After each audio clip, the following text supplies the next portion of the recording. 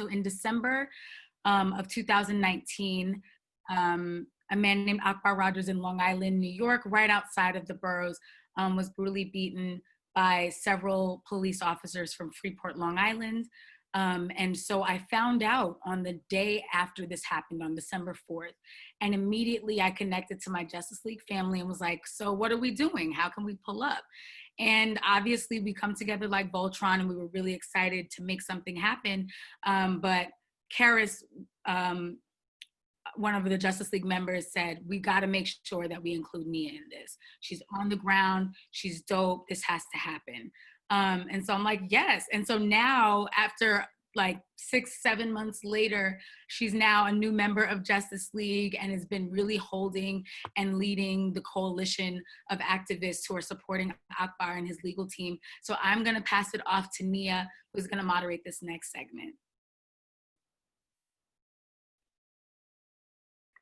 Thank you so much. I'm so honored to be here. Hello, Ramsey. Hello, Akbar. I'm so happy to see you, here with us tonight. It's a privilege. Yes, given the circumstances, it really is a privilege that, we're here and we can talk about this. So my first question is actually for Akbar. The Long Island Progressive Coalition, Justice League NYC, and countless community members have been working and fighting with you for justice since December. But for those of us who, may be new to hearing about your case, can you please tell us a bit about your experience, about what happened and the police brutality? Yeah. Well, I thank everybody for coming to listen to the show tonight.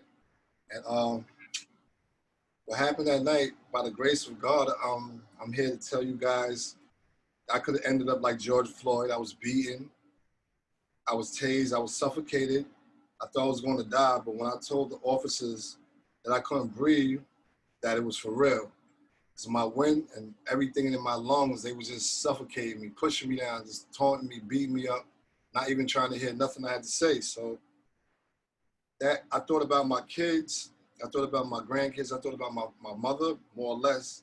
I thought who would take care of them if I was to be deceased.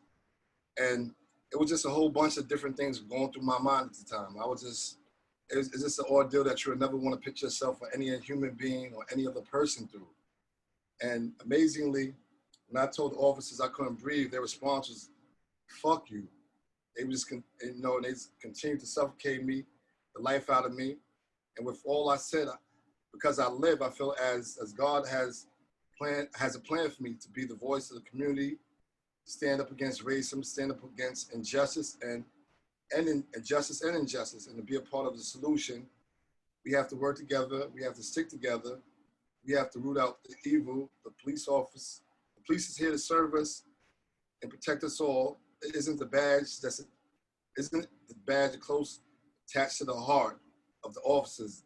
If we can't trust the police, how can we live in an orderly society?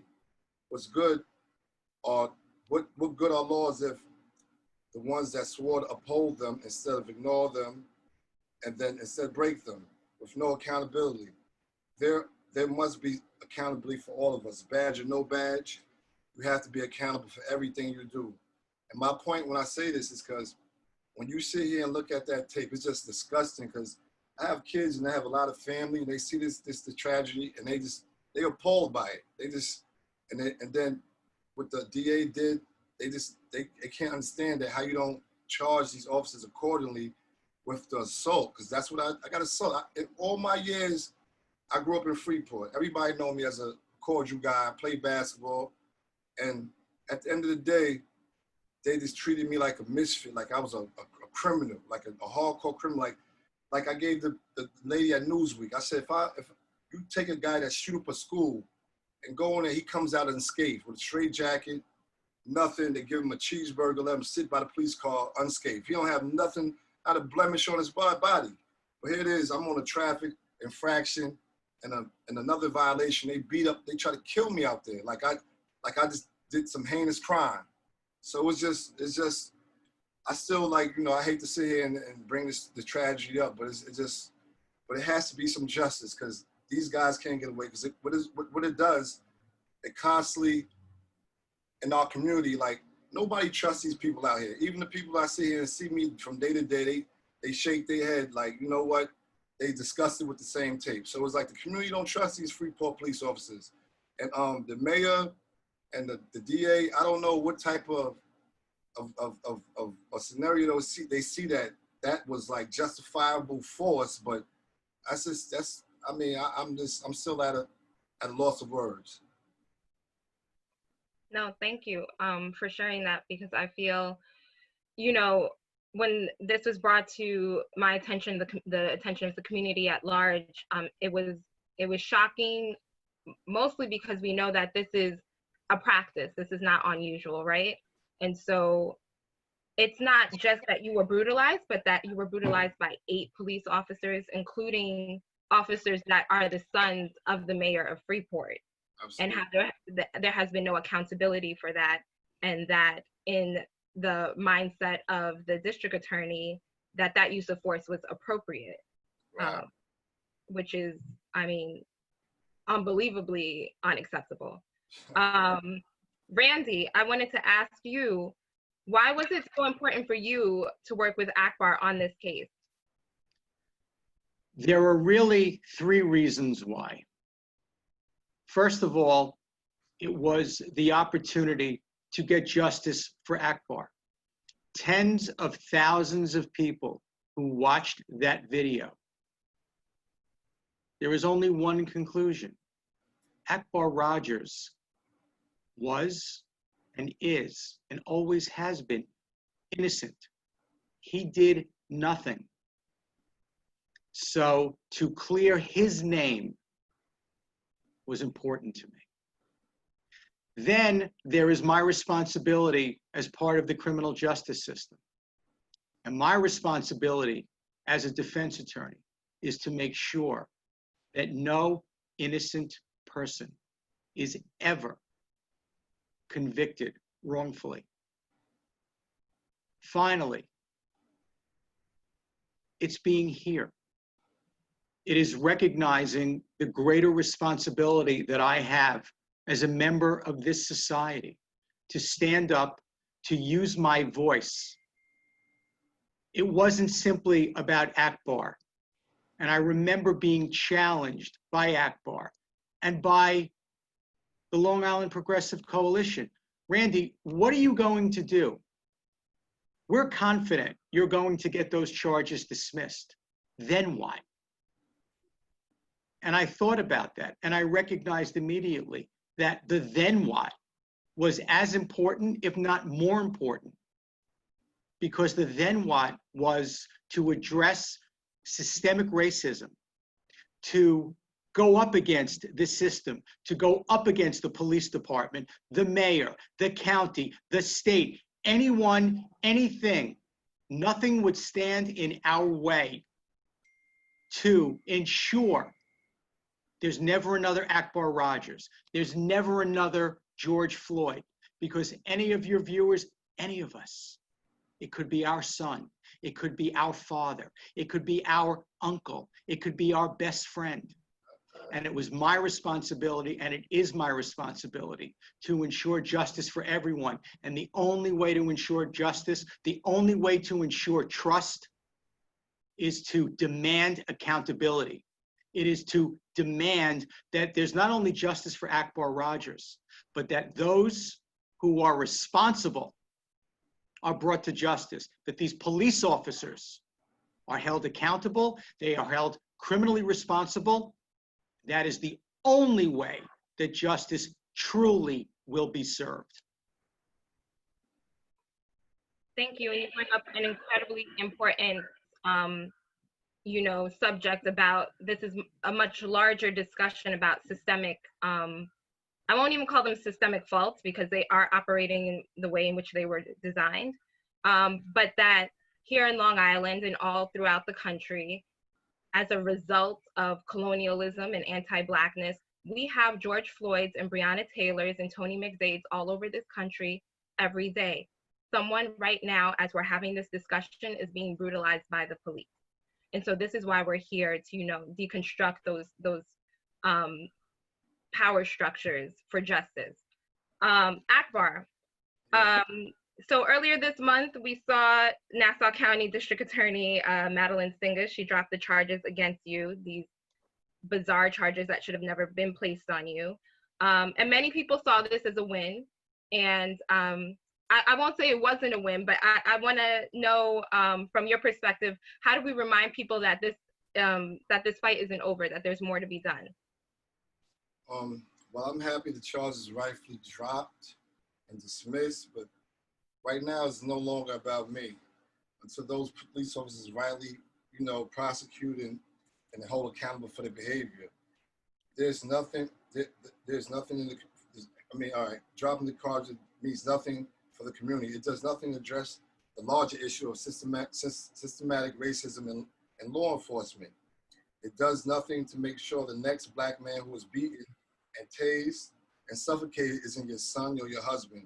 It does nothing to end the conversation. Black parents are obligated these days to have to talk with their sons about police officers.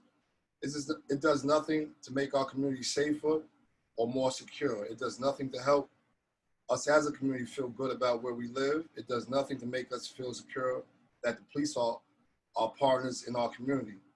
I'll applaud Senator Gilbrand's call for investigation into these officers since the district attorney refused to prosecute these police officers and hold them criminally accountable.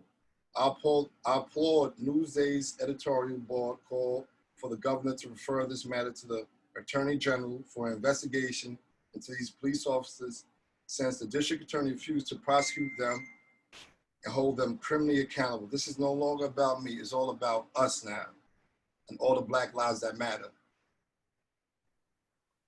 Absolutely. And, as we're speaking about accountability, right, that we, Justice League, Long Island Progressive Coalition, community members from all across the island, holding press conferences and rallies for you, for other victims of police brutality, of, all gender identities.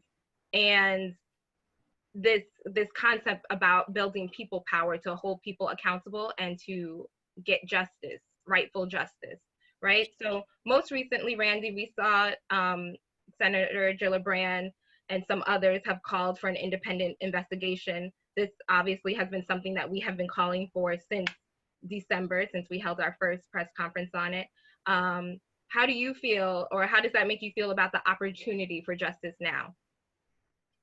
Nothing could please me more, and nothing could make me more thankful.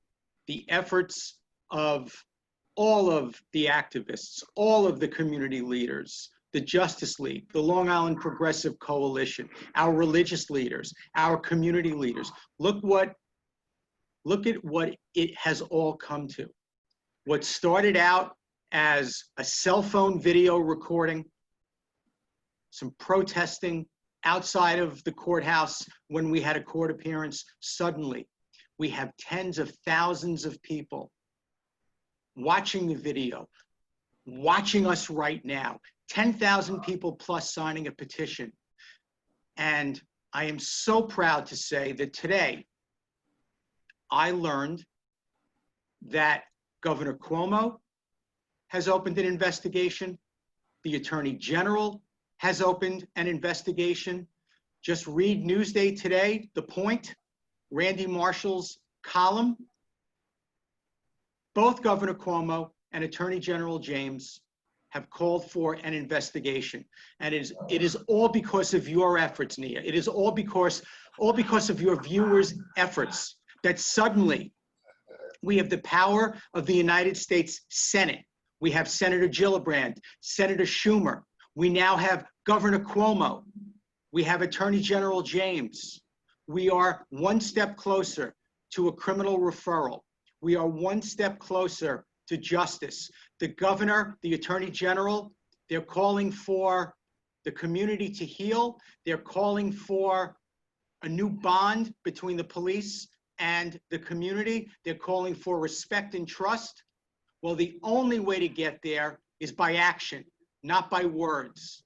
And the only action here, the only action that makes any sense, is to hold these police officers criminally responsible, criminally accountable. If you want to wrongfully accuse Akbar Rogers, let's rightfully accuse these police officers. So to your question and to your point, it is so fulfilling for me, not just as an attorney, but as a human being, to sit here before all of you and tell you it's working. They are listening. Let's keep it going. Absolutely. Thank you. And I want to say, by no means was this a single, a one-woman fight. This was people power across the island, across the state. We have been, myself, getting calls from people in different states who are following this case and are supporting in the ways that they can. And so I think, before we close this out, we need to really hone in on what people power is. And that is making those calls, writing those letters, being in the streets, being in people's faces, telling them this is not okay, and we know this is not okay, and this is not okay, so you need to make it right, or we're going to be out here every day until you make it right. So before we close for that, I do want to say the Long Island Progressive Coalition is holding an action hour on Friday. That's Friday, July 31st, from 1 to 2. We will be doing live calls to both the governor and Attorney General Tish James's office to demand an independent investigation of the Freeport Department. And also, across the board, getting accountability about all the kinds of systemic issues that are happening, particularly in Freeport.